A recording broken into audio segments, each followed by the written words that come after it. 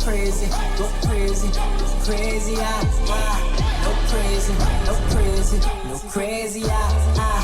Good afternoon, Weekly Shaven here. Sorry I took a 3-week hiatus.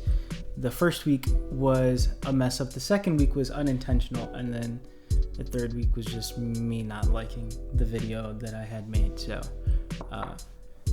yeah, it's gonna be a quick one. Just gonna try and one-shot this one. So more style this week. I have my notes here. Not really much to talk about other than like the sheer amount of dialogue in One Piece. Everything else kind of flew by. So let's jump into it with One Piece and then breeze through the rest. First thing I want to talk about is that it's good to see how Jinbei interacts with the crew. Usually we do get like Nami scolding Luffy for some part of an arc or like some part of like ending of an arc. And it's good to see that he's still learning his place in the crew, and he's getting tips from everyone else, like to not combat Nami, which is pretty funny. I don't know why Frankie's bounty has changed to him being the ship. Maybe the world government thinks he is the ship now.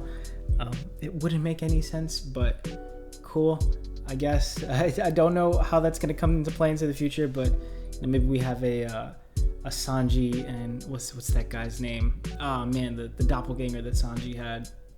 Maybe we have something like that where there's a character that looks like the Thousand Sunny, especially after we get like Thousand Sunny in chibi form in Film Red. So if there's a Sun Lion looking character who is running away from the world government, that'd be pretty damn funny. Just to see that Emperor Luffy is no different than what he used to be. He spends everyone gets like their cool reaction to their bounty, and then you get Luffy's bounty again, and he's in a cage begging for mercy basically. So he's also no different than Buggy in a weird way. I know people are saying that Shanks stocks are way down and Mihawk stocks are way up, but I think Luffy's stock is I don't know. It's only good because he's now at 3 million, but he's not looking good this chapter. I didn't get that's one thing I really did not expect to get so soon was the Cross Guild origin story. I thought that was gonna wait a few. I thought we were like done with the intermediate chapters. I guess not. I guess like the previous chapters really Wano's ending, and it's the the curtain call, whatever. But for some reason I expected it to be like we got those in between arc chapters early with the bounty reveal of like Luffy and Law and Kid, and just like random, hey, here's what's happening on the outside world. I thought that happened before Wano's end, and then we were gonna go right into the next, but no, it seems like we might even get like something from Sabo next chapter, which would be pretty cool. I don't really care for how things went down with Cobra, because I'm pretty sure it's CP0 was the reason he died. We got to see Dripper Scarf, how that guy moved, killing Luffy for a brief second. So I'm just gonna assume that just like always, CP0 or like the Gorosei take their chances or take their opportunities when they see something's chaos. They're like, good time for a death. The Luffy's fighting Kaido, good time to get rid of one of them. The admirals are fighting the revolutionaries, be a great time to kill the last celestial dragon descendant or whatever the hell, the last of the ancient. I forget what's this guy's name? I don't even remember his damn name. He just does not matter to me. What's his name? Cobra. I forget what the title was that we got. Like we got a reveal from his lineage last time. So whatever it is, apparently it's important enough for the world government to be like, yo, this is the right time. This is our only chance. Get him out of the way. I don't know. I was gonna say don't know how I feel about Marine Hunter Mihawk. It doesn't make sense to me. Maybe he's just a Marine Hunter because he's just the baddest motherfucker around, and some Marines were always going after him, so he was always killing them. But it just makes me think that one, Pirate Hunter Zoro versus Marine Hunter Mihawk is going to be a great title for the battle when it happens, but also that this whole Marine bounty issuing is definitely Crocodile using Mihawk's reputation to their advantage. Like, yeah, Crocodile does have a reason to hunt Marines, but like, if you're the Marine hunting guild and you have, you know, the world's strongest swordsman who was previously known for, like, you know, killing Marines and briefly spent the time, you know, working with the Marines, and now is like free again, then, you know, I can see how that is like the perfect card for them to pull there. Seems like Crocodile. Seems like Crocodile's been you know, doing well for himself in terms of wealth since we've last seen him, because he has enough money to loan out to Buggy and, you know, not go bankrupt, it seems, because Buggy has not paid him back. But also, one small thing to note is that what's supporting this cross guild isn't just Mihawk's reputation, isn't just Crocodile's money. It is actually criminal investors. I don't know if these shareholders are coming from Crocodile's side. It could very easily be, or just, you know, the fact that, hey, many people hate the world government, so, you know, they would not like to just watch their downfall. They want to actively participate in it. So that's great. I just don't get the Shanks slander. I haven't watched the videos, but I've just been seeing like Shanks slander all week on Twitter, and like, I don't get why. We know he's worth more.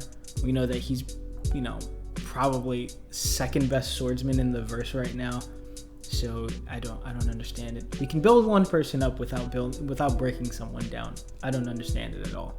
But yeah, I'm pretty sure the biggest example that we have of like being moved by fate, right? This whole series is about like dreams versus fate, you know, fate versus hard work, yada yada yada. What really is fate? You know, what are the crosswords? Either way you put it, Buggy is a victim of fate. He just happens to be going where the wind takes him. Luffy loves that type of style. Buggy does not like that at all. Buggy has been destined to fail upward, and he doesn't realize yet that he is the main character of the story, which is crazy to say after 10,000 or 1,000 chapters. But yeah, other than that, like, we got a quick little, I was gonna say an ad, but like revolutionary, like, catch up for them mainly, right? Because we know what's happening, but I guess we have to have the reaction to properly set up the ending of this chapter, which is Sabo making a call to them. I think it's just fluff or filler, but because you could just be like, hey, by the way, Sabo is trying to call these people. But it's good to see Kuma. Sucks that he's like really still in slave mode or robot slave mode, which I didn't think so at first, but looking back at Koala's face, you can see like she's just sad at the way he's even answering questions. So yeah, he's not fully there yet. He's basically just a robot. Vegapunk probably had to take out the last part of the human that he had inside of him. So hey, as long as he tells Dragon here what's going on, I think they'll be perfectly fine. But Dragon has to stop with the empty threats. We just came from Empty Threat Island, and we know the Dragon's not going to do anything to Sabo. Like, come on now. Well, like, even if he had to, sure, maybe he would, but like, we know that's not the case, so there's no point in telling us about Dragon's resolve here. It's bullshit. I don't care for what Sabo has to say. He's probably going to reveal that he's with Vivi, and that Vivi's like joining the revolutionaries, which would be crazy and great, right? Because it would make sense. The world government is not looking too hot right now. Everyone's revolting against them. You know, the world is starting to become aware of, you know, how dark they are. You've got the revolutionaries finally making their call, and, you know, make up what's it called? Not proclaiming, but announcing that they will be going to war with the world government. And you've got this whole cross guild thing, and then on top of that, you just killed the king of Alabasta. So yeah, it would make sense that his daughter would join up with the revolutionaries at this point and be like, yo, I will be like the symbol there. Like, we already have the Flame Emperor as like a great symbol and like something that people can follow. But if you needed like, it's like the cross guild thing again. Like, if you needed some type of backing, right? Like, let's say in this scenario, Crocodile is the revolutionaries. You've got the foundation there and the financial backing. And then what do you need for marketing? You need Buggy, or Vivi in this case, which is, yo, we need to show the people that this isn't just like a revolt of the century. This is like, this means something. You know, we're gonna air out all the government's dirt real quick, and not just be like, we don't like you, we don't like the way the world is run. We're gonna be like, here's why no one should ever have liked you, because this is the type of thing that you do.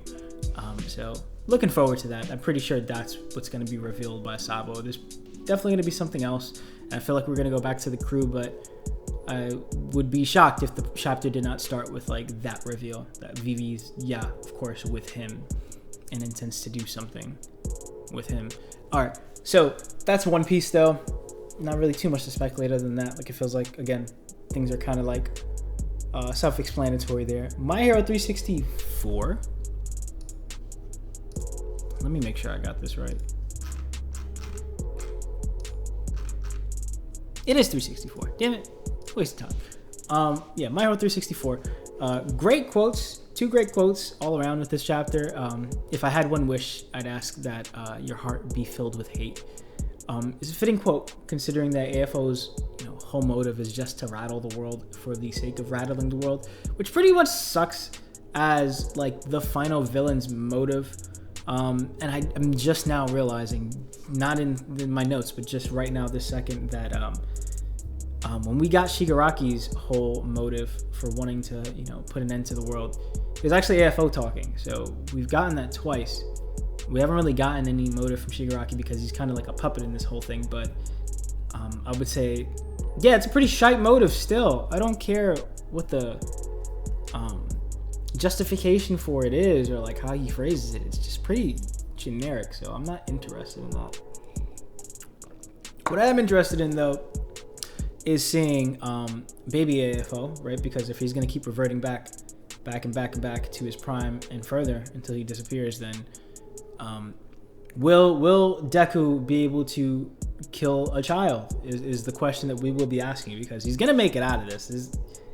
He's gonna definitely wash all of the heroes that we see here. It might take him some time, and then he gets to Deku, and he's like not 100% in his prime anymore, so Deku just kind of has to outlast him, because I'm still sure that this is the person that is approaching Deku, right? The last time we saw him, pretty sure it's just that. So he's gonna wash these heroes, he's gonna get to Deku, he's gonna turn into a child in front of Deku, and then he's gonna be like, kill me, and Deku's gonna be like, I can't do this, I have to save you, and then he's gonna die anyway, so it's not gonna really matter. That is my wild theory for the week. But yeah, man, I just I don't really care for this. I don't really care for his motive. I'm really upset that I didn't realize that when he revealed that he was back in his prime, or like that he used that bullet, he reverse engineered that airy bullet, that his phrase there, his quote when he activated that was like, you have to assume that not only heroes are willing to put their life on the line. And I didn't understand that at that point, because I didn't make the connection that, yeah, the only reason that Deku didn't die when Eri was using her quirk on him was because he kept injuring himself, so she kept having to replenish his muscles before she could continue to pull away from him. So yeah, did not make that connection. But now I'm just like he's just willing to put his life on the line for the sake of just spiting the world, and the person who he's putting his faith in isn't really for him. Like, he made his life a living hell, and the guy doesn't know, right? But like, he's not really, like, he has to keep his consciousness under tight security. So how likely is the successor that you've put all this time and effort in, how likely is he to actually carry out your plan once he's free to do whatever the hell he wants, and people start triggering his past to be like, yo, you're actually not bad, you have just been selected, unfortunately selected by this guy. So I don't know, it's just weird.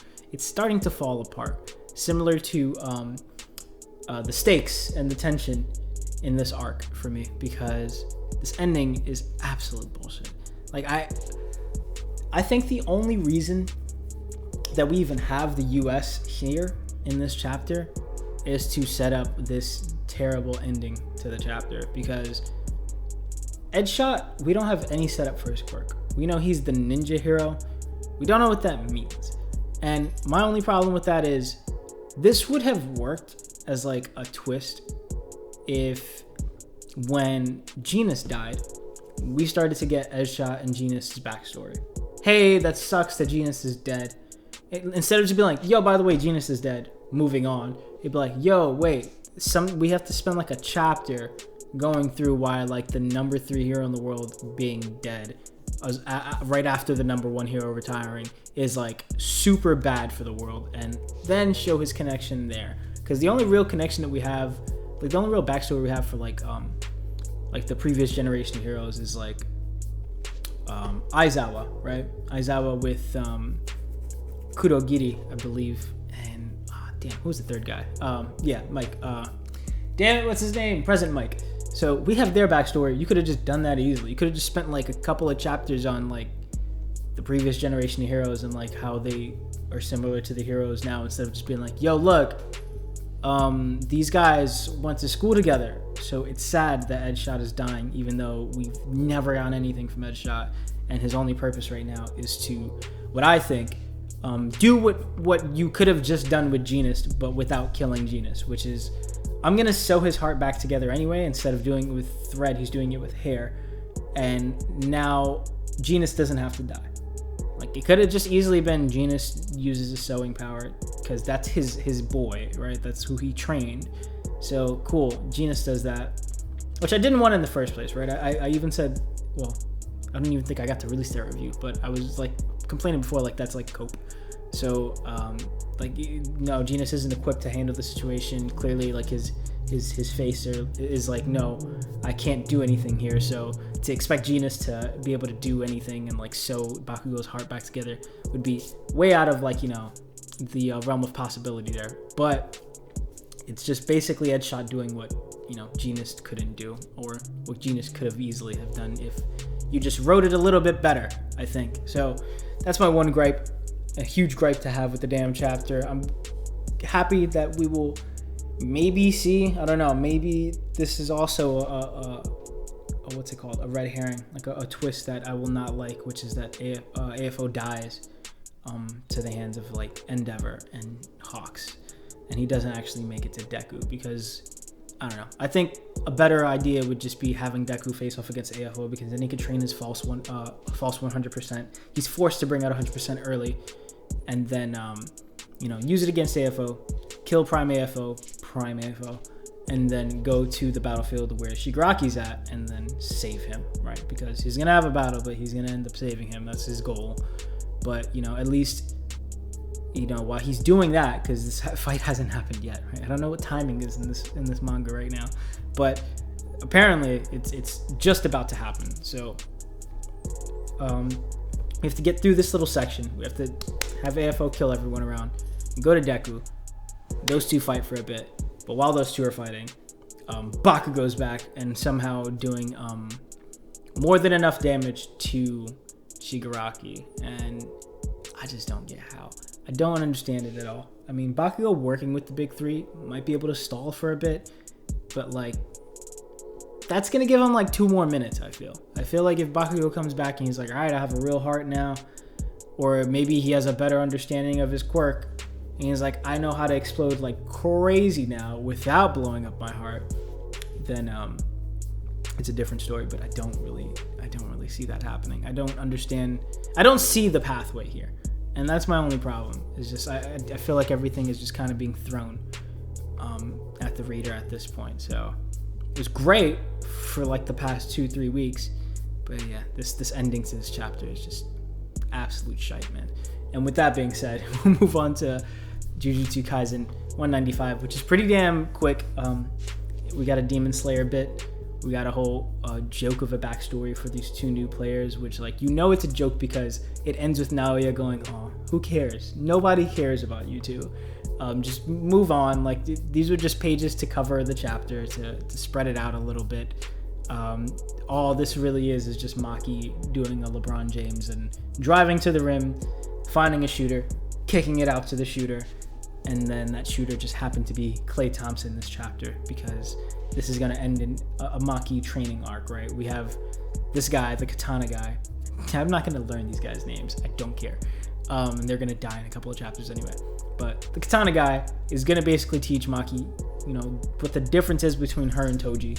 You know, here's the line, right? Here's, you're great at using, what's it called? Curse tools, but you haven't really focused on one. So you're going to have to master one, and then you can, you know, be on the way to becoming as strong as, if not stronger than Toji. And that's what she's going to learn. Maybe she has to sumo with this guy with the horrible haircut first, and, you know, he like lifts up her spirits, like fighting with him hand to hand for a little bit, you know, lifts up her spirits, and then, you know, she goes out to kill Naoya.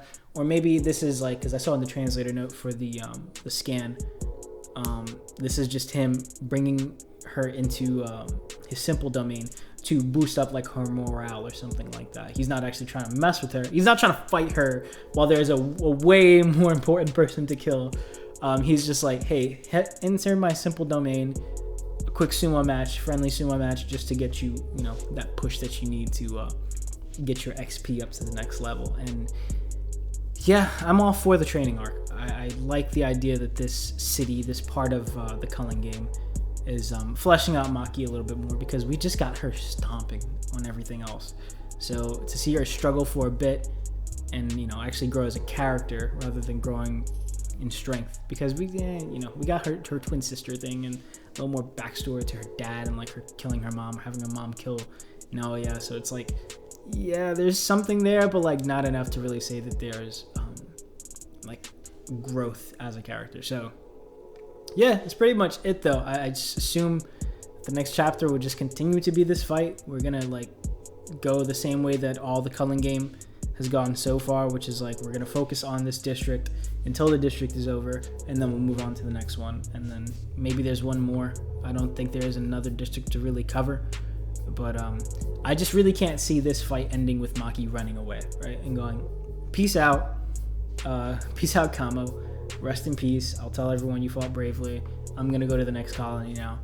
It's gonna end with her beating Naoya again, gaining some type of boost, right? Someone's gonna see something else in her, and then, you know, maybe it's like, all right, now it's time for her to leave the colony and then to like speak to everyone else, or maybe at that point she'll establish a rule, or there will be another rule established that'll be like for communication, because the players can tell, hey, you know, the only people left are our people, so we can see all the players left, so if all of them are friendly, we can definitely establish communication. I would assume that's the only thing that they're waiting for, because why else would they wait for anything else? So yeah, or maybe it comes like during this fight, and they're like, you good? And she's like, I'm actually fighting something right now, can you call me back in a little bit? So don't know, don't care.